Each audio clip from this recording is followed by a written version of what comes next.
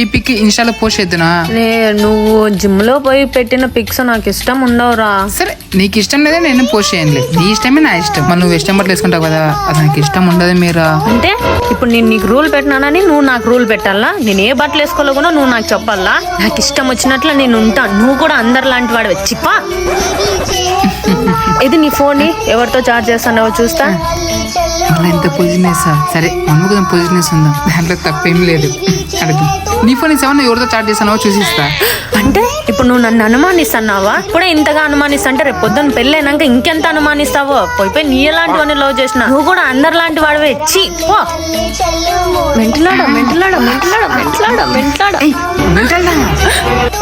నన్ను కొట్టకి చెయ్యెత్తినావా? ఆడపిల్ల కొట్టకి సిగ్గు లేదా?